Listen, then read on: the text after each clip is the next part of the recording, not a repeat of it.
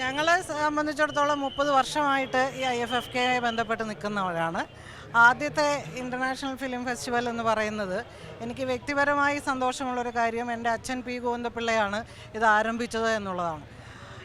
P G ഇവിടെ KSFDC chairman ആയിരുന്നപ്പോഴാണ് ആദ്യമായിട്ട് international film festival തുടങ്ങിയത്. അതുകൊണ്ട് തന്നെ എനിക്ക് വ്യക്തിപരമായി ഇതിനോട് വൈകാരികമായ ഒരടുപ്പമുണ്ട്. അന്ന് ഞങ്ങളുടെ കാലത്ത് 30 വർഷം മുമ്പുള്ള പ്രത്യേകത എന്ന് പറയുന്നത് സ്ത്രീകളും യുവാക്കളും വളരെ വളരെ കുറവായിരുന്നു. സ്ത്രീകളെ ഇല്ല. അന്ന് പുറത്തുനിന്ന് വന്ന പല പ്രതിനിധികളും ചോദിക്കുമായിരുന്നു കേരളത്തിൽ സ്ത്രീകൾ സിനിമ കാണില്ലേ എന്ന്. പക്ഷേ ഇന്ന് ഈ 30 വർഷം കേരളത്തിലുണ്ടായ മാറ്റത്തിൻ്റെ പ്രതിഫലനം നിങ്ങൾക്ക് IFFKയിൽ കാണാം.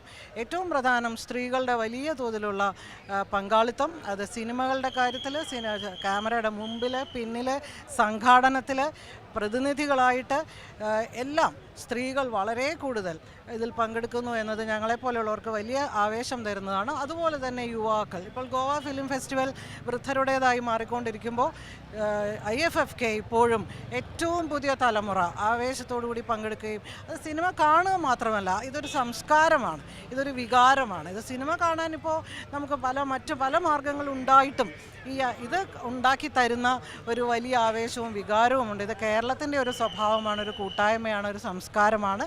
തീർച്ചയായിട്ടും വലിയ തോതിൽ ഞങ്ങളെല്ലാവരും കാത്തിരിക്കുന്ന ഒന്നാണ്. മാഡത്തിൻ്റെ ഒരു സൗഹൃദ കൂട്ടായ്മ എങ്ങനെയാണ് IFFK വേദി?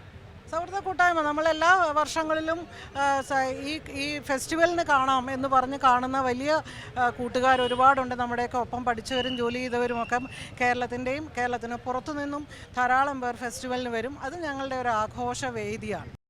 ഏറ്റവും പുതിയ വാർത്തകളും വിശേഷങ്ങളും വിരൽ തുമ്പിലറിയാൻ Zee മലയാളം ന്യൂസ് എല്ലാ ഡിജിറ്റൽ പ്ലാറ്റ്ഫോമുകളിലും ലഭ്യം.